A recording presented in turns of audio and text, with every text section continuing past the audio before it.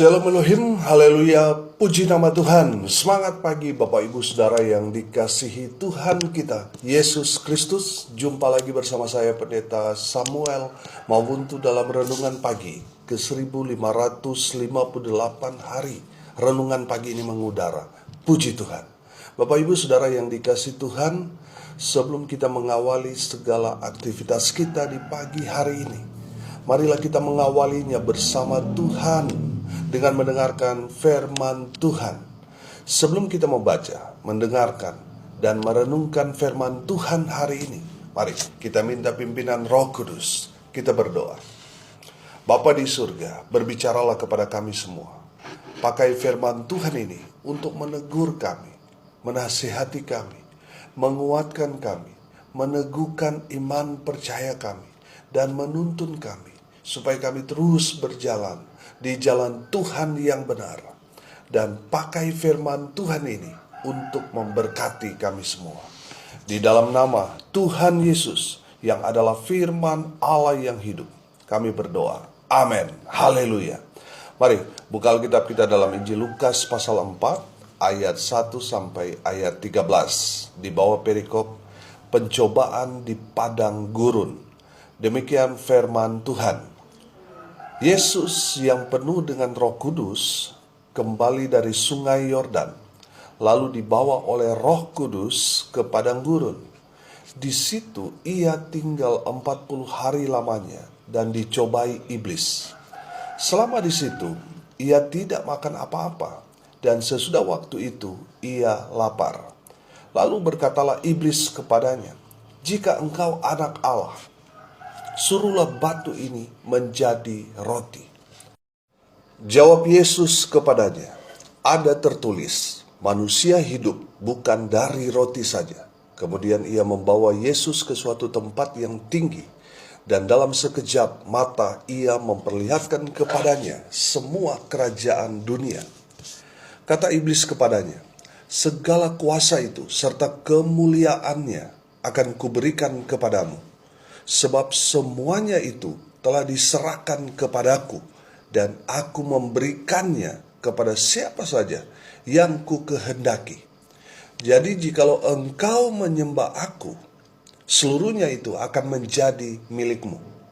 Tetapi Yesus berkata kepadanya, "Ada tertulis, engkau harus menyembah Tuhan Allahmu, dan hanya kepada Dia sajalah engkau berbakti." Kemudian ia membawa Yesus ke Yerusalem dan menempatkan dia di bubungan bait Allah. Lalu berkata kepadanya, "Jika engkau anak Allah, jatuhkanlah dirimu dari sini ke bawah. Sebab ada tertulis, mengenai engkau, ia akan memerintahkan malaikat-malaikatnya untuk melindungi engkau.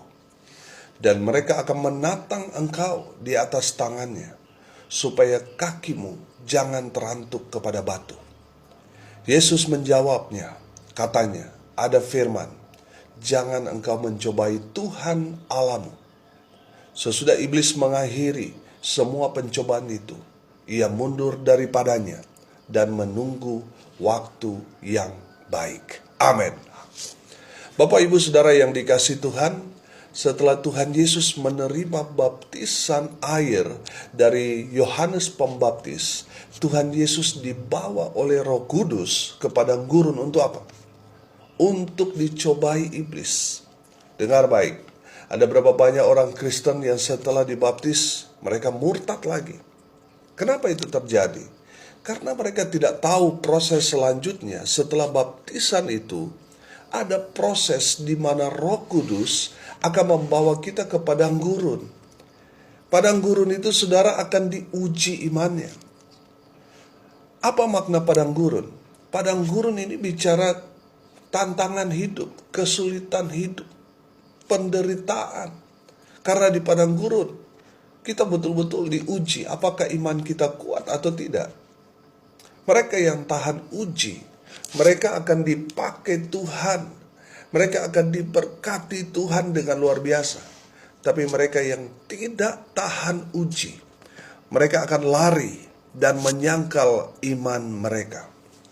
Bapak Ibu Saudara yang dikasihi Tuhan, Tuhan Yesus sendiri Dia melewati masa-masa pencobaan, masa-masa ujian di padang gurun. Apalagi kita manusia biasa. Jangan mengeluh, jangan bersungut-sungut. Jalani saja proses itu bersama Tuhan, saudara pasti kuat. Amin. Bersama Tuhan, Tuhan akan memberi kita kemampuan. Haleluya. Dan bersama Tuhan, Tuhan akan membawa kita kepada kemenangan demi kemenangan. Haleluya.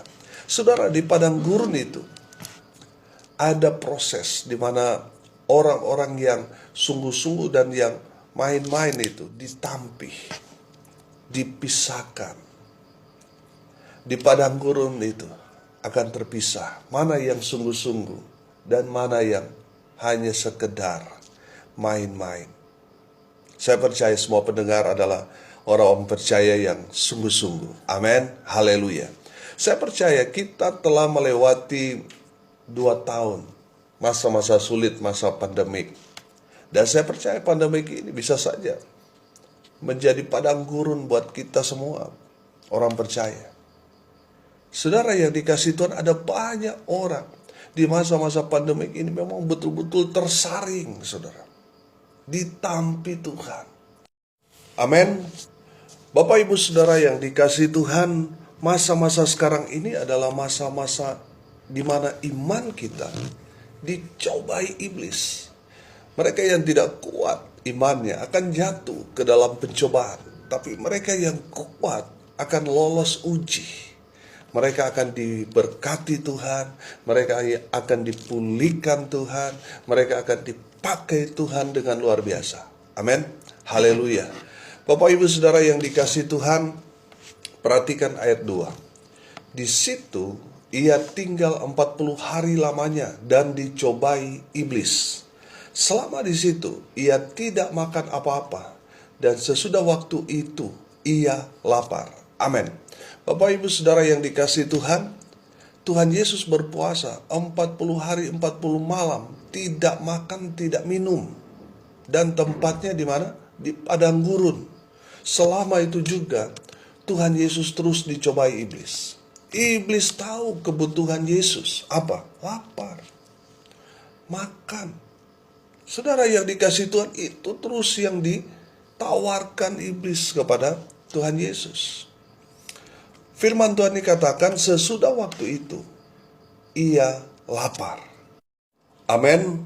Saudara yang dikasihi Tuhan, harus kita taruh dalam pikiran kita, dalam konteks ini Tuhan Yesus tidak memakai sifat kealahannya, tetapi manusia sejatinya. Makanya Tuhan Yesus lapar. Lihat ayat 3 dan ayat 4.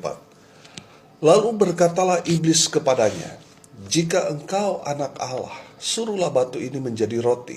Jawab Yesus kepadanya, "Ada tertulis, manusia hidup bukan dari roti saja." Amin. Bapak Ibu Saudara yang dikasihi Tuhan, iblis tahu apa yang Yesus butuhkan, makanan. Saudara, iblis juga tahu kalau Yesus adalah anak Allah yang maha tinggi. Iblis tahu bahwa Tuhan Yesus bisa menciptakan dengan berfirman saja, dengan berkata saja. Batu ini bisa jadi roti, bisa. Tuhan Yesus bisa lakukan itu. Tapi Tuhan Yesus tidak melakukan itu karena apa? Karena yang memerintah supaya Tuhan Yesus menyuruh batu jadi roti itu bukan perintah Allah, tapi perintah iblis. Betul? Dengar baik. Ada berapa banyak orang Kristen yang lebih taat kepada perintah iblis daripada perintah firman Tuhan? Saya kasih contoh. Jemaat yang saya layani kebetulan banyak orang dari Indonesia Timur.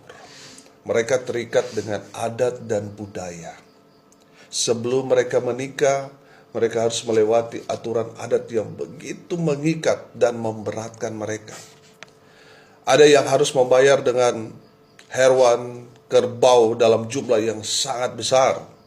Ada yang minta sampai puluhan hewan kerbau. Taruhlah kerbau 1 ekor 5 juta. Dikalikan 60 ekor, saudara. 300 juta itu baru kerbau. Belum babi yang harganya konon lebih mahal dari kerbau. belum biaya lain-lainnya, saudara. Sangat-sangat memberatkan. Tapi bagi adat mereka itu dulu yang harus didahulukan. Sebelum menikah, baru menikah di gereja. Kalau itu merasa dilangkahi bisa masalah, saudara. Kalau itu tidak memenuhi jumlah yang diminta dari pihak keluarga, misalnya mereka minta 60 ekor dan kita hanya membawa atau menyanggupi 59 ekor, bisa tidak jadi nikah, saudara. Perempuan yang sudah siap nikah itu bisa tidak diizinkan keluarga. Bisa baku potong, bisa baku bunuh itu, saudara. Aturan itu sangat-sangat berat. Itulah yang membuat pasangan-pasangan muda yang lagi kasmaran ini keluar dari kampungnya dan pergi merantau keluar daerah. Di perantauan mereka hidup bersama layaknya sebagai suami istri. Mereka sudah memiliki anak, bahkan sudah ada yang sekolah, sudah SMA sudah. Tapi orang tuanya belum menikah. Kenapa belum menikah? Karena urusan adatnya belum beres. Bagaimana mau menikah gereja? Urusan adatnya belum beres. Kalau mereka memilih untuk di gereja dulu baru adat belakangan, ini bisa kacau, saudara. Makanya nggak heran, saudara, banyak yang sudah kumpul tanpa ikatan pernikahan. Kenapa belum menikah? Karena urusan adatnya belum beres. Oleh keluarganya tidak diizinkan menikah karena belum beres secara adat istiadat yang notabene bukan perintah Tuhan. Saudara yang dikasihi Tuhan, kita harus memprioritaskan perintah Tuhan dulu.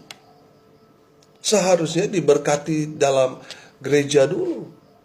Urusan dia dengan Tuhan beres dulu. Setelah dia menjalani kehidupan dia diberkati, mungkin ada urusan adat, silakan. Tapi jangan adat yang menjadi nomor satu. Sehingga urusan dengan Tuhan tersendat. Ini masalah, saudara. Bapak ibu saudara yang dikasihi Tuhan, dengar baik. Jangan membebani anak-anak saudara dengan hal-hal yang bukan perintah Tuhan. Saudara mau memprioritaskan adat istiadat, akhirnya anak-anak saudara melanggar firman Tuhan. Lebih baik saya taat pada firman Tuhan, melanggar adat itu, saudara, yang adalah perintah dari manusia. Lebih baik perintah manusia saya langgar daripada perintah Tuhan. Betul apa betul? Ajarkan anak-anakmu untuk taat melakukan firman Tuhan. Amin. Haleluya. Matius 4 ayat 4 tadi berkata, manusia hidup bukan dari roti saja, tapi dari setiap firman yang keluar dari mulut Allah. Haleluya. Bapak ibu saudara yang diberkati Tuhan, manusia hidup bukan dari roti saja, bukan dari nasi saja, atau dari pekerjaan kita. Tidak. Kita hidup dari firman Tuhan yang kita dengarkan, yang kita imani, dan yang kita aminkan. Amin. Haleluya. Makanya saya bilang, kalau kita hidup taat melakukan firman Tuhan, jangan khawatir akan hidupmu. Sebab Tuhan yang bertanggung jawab akan hidupmu. Dia yang akan mengurus kehidupan saudara dan saya. Amin. Haleluya. Bagian kita, lakukan saja firman Tuhan. Urusan Tuhan mengurus hidup saudara dan saya. Haleluya. Bapak ibu saudara yang dikasihi Tuhan, pencobaan yang pertama, iblis mencobai Tuhan Yesus sesuai kebutuhannya. Tuhan Yesus lapar. Makanya iblis cobai dengan menyuruh Tuhan Yesus menjadikan batu itu menjadi roti. Tapi Tuhan Yesus tidak melakukannya. Karena Tuhan Yesus hanya taat pada firman Tuhan, pada perintah Allah. Haleluya. Bapak ibu saudara yang dikasihi Tuhan, dengar baik. Iblis tahu kebutuhan. Dan seberapa banyak kita jatuh dalam dosa. Karena apa? Kita lebih taat pada perintah iblis daripada perintah Tuhan. Cerdiklah dan berhikmatlah di dalam mendengar suara Tuhan, supaya saudara tidak salah memilih, supaya saudara tidak salah jalan. lebih taat pada firman Tuhan. Amin. Pencobaan yang kedua, kita lihat ayat 5 sampai ayat 8. Kemudian ia membawa Yesus ke suatu tempat yang tinggi, dan dalam sekejap mata ia memperlihatkan kepadanya semua kerajaan dunia. Kata iblis kepadanya, segala kuasa itu serta kemuliaannya akan kuberikan kepadamu sebab semuanya itu telah diserahkan kepadaku, dan aku memberikannya kepada siapa saja yang ku kehendaki. Jadi jikalau engkau menyembah aku, seluruhnya itu akan menjadi milikmu. Tetapi Yesus berkata kepadanya, ada tertulis, engkau harus menyembah Tuhan Allahmu, dan hanya kepada Dia sajalah engkau berbakti. Haleluya. Bapak Ibu Saudara yang dikasihi Tuhan, iblis mencobai Tuhan Yesus dengan apa? Dengan menawarkan kerajaan dunia dengan satu syarat. Yesus harus menyembah iblis. Tuhan Yesus menjawab dengan tegas di ayat 8. Ada tertulis, engkau harus menyembah Tuhan Allahmu, dan hanya kepada Dia sajalah engkau berbakti. Haleluya. Ada berapa banyak orang Kristen jatuh dalam penawaran iblis ini, saudara. Mereka meninggalkan Tuhan karena mengejar harta dunia, dan mereka mengorbankan hubungan mereka dengan Tuhan. Mereka bekerja siang dan malam sampai lupa beribadah. Jangan sampai saudara sama seperti orang kaya yang bodoh itu. Punya segalanya, tapi sayang mati binasa, mati masuk neraka. Bapak Ibu Saudara yang dikasihi Tuhan, kita harus menyembah Tuhan dan berbakti atau beribadah hanya kepada Tuhan. Amin. Bapak Ibu Saudara yang dikasihi Tuhan, salah satu cara iblis membuat kita lupa kepada Tuhan. Itu cara iblis, sehingga kita begitu sibuk dengan bisnis, pekerjaan kita, dengan hobi kita, sampai kita lupa segalanya, sampai kita lupa beribadah.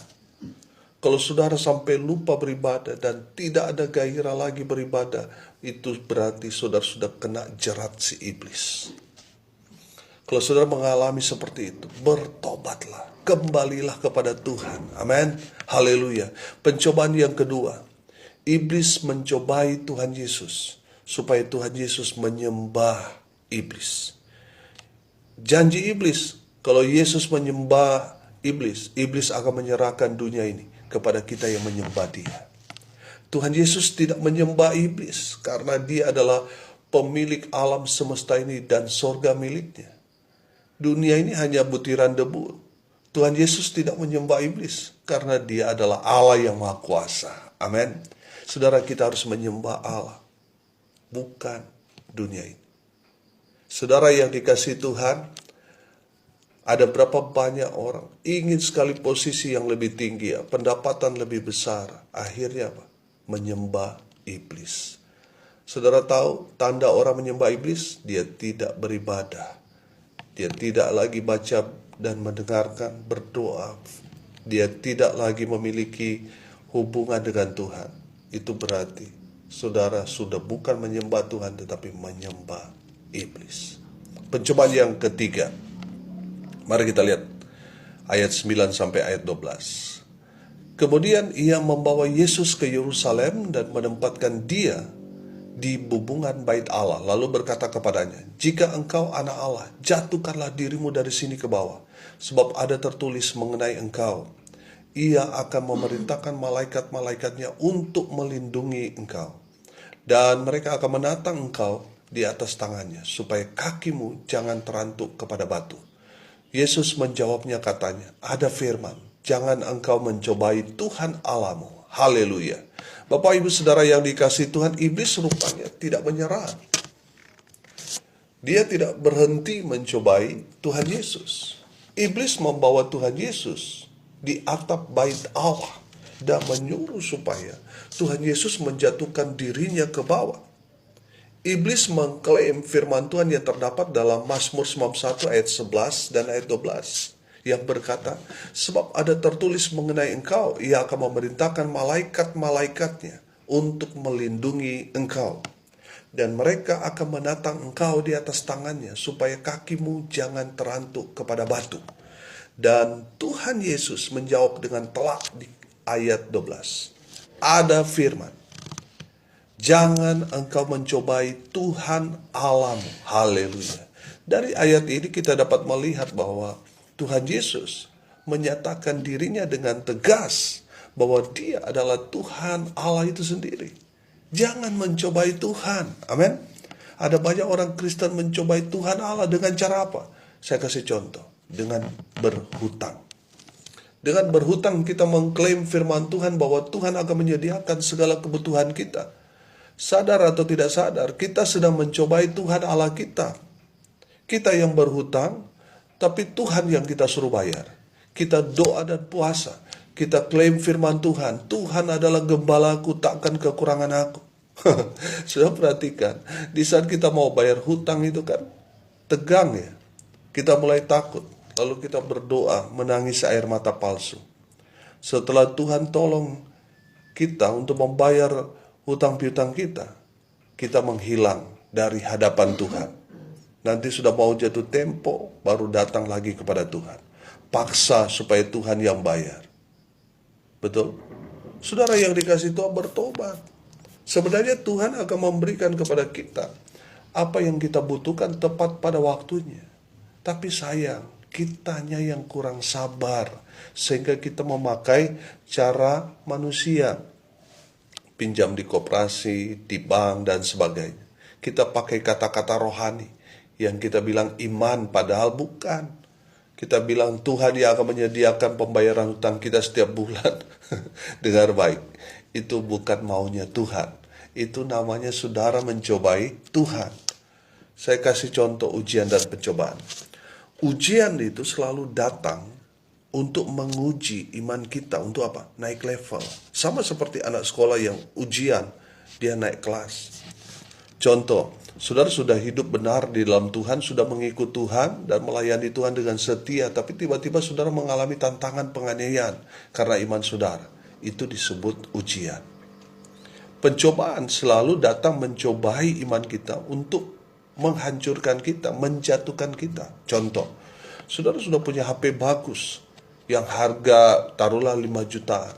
Terus saudara berjalan-jalan ke mall, saudara lihat ada HP yang lebih bagus, lebih canggih dari HP saudara. Harganya 5 kali lipat dari HP saudara. Harganya 25 juta. Saudara jatuh hati dengan HP itu. Sampai saudara pulang ke rumah masih terbayang-bayang ingin sekali memiliki HP itu. Saudara akhirnya mengajukan kredit untuk memiliki HP itu. Berjalan 3 bulan masih lancar. Tapi karena masa pandemi kemarin, saudara akhirnya dirumahkan. Perusahaan saudara akhirnya memecat saudara. Saudara kesulitan untuk membayar kredit HP saudara. Akibatnya HP saudara ditarik. Itu artinya saudara jatuh dalam pencobaan. Bapak Ibu Saudara yang dikasih Tuhan, pencobaan yang ketiga. Jangan mencobai Tuhan Allahmu. Amin. Haleluya. Ayat terakhir. Ayat 13. Sesudah iblis mengakhiri semua pencobaan itu, ia mundur daripadanya dan apa? Dan menunggu waktu yang baik. Iblis pergi meninggalkan Tuhan Yesus bukan berarti dia tidak kembali. Dia sedang menunggu dan mencari waktu yang baik untuk menyerang kembali, untuk mencobai Yesus. Iblis menunggu waktu yang baik kapan dan di mana kita lengah. 1 Petrus 5 ayat 8 berkata, sadarlah dan berjaga-jagalah.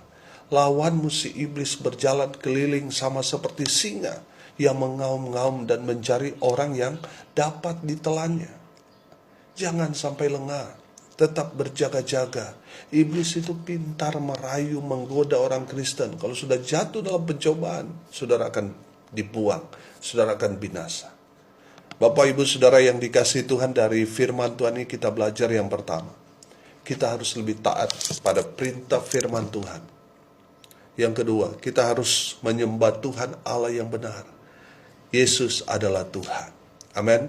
Yang ketiga, kita tidak boleh mencobai Tuhan Allah. Kita harus percaya dengan iman, dengan sungguh-sungguh kepada Tuhan. Mari kita berdoa. Terima kasih Bapa di surga atas kebenaran firman Tuhan ini. Berkati semua pendengar dimanapun mereka berada. Berkati hidup mereka. Berkati rumah tangga mereka, usaha pekerjaan mereka diberkati. Mereka yang sedang lemah tubuh sakit, Tuhan lawat, Tuhan jamah, Tuhan sembuhkan. Mereka yang lemah Imannya Tuhan teguhkan dengan firman. Mereka yang saat ini sedang berduka cita, Tuhan memberikan penghiburan sejati buat mereka yang ditinggalkan. Mereka yang hari ini berulang tahun, Tuhan Yesus memberkati mereka. Hamba berdoa biarlah berkat Tuhan turun memenuhi semua pendengar. Bapak Ibu Saudara yang dikasihi Tuhan, arahkanlah hatimu dan terimalah berkat dari Tuhan Yesus. Tuhan memberkati engkau dan melindungi engkau. Tuhan menyinari engkau dengan wajah-Nya dan memberi engkau kasih karunia. Tuhan menghadapkan wajah-Nya kepadamu dan memberi engkau damai sejahtera. Di dalam nama Tuhan Yesus, sumber segala berkat, Bapak Ibu Saudara yang percaya diberkati Tuhan, katakan amin. Puji Tuhan. Bapak Ibu Saudara yang dikasihi Tuhan, kalau saudara merasa diberkati melalui renungan pagi ini, bagikan juga kepada saudara-saudara yang lain, agar mereka juga diberkati. Karena untuk itulah kita dipanggil untuk jadi berkat. Salam kasih dari Pulau Nusa Lembongan, Bali. Saya Pendeta Samuel Mawuntu. Sampai jumpa besok pagi. Tuhan Yesus memberkati kita semua. Haleluya.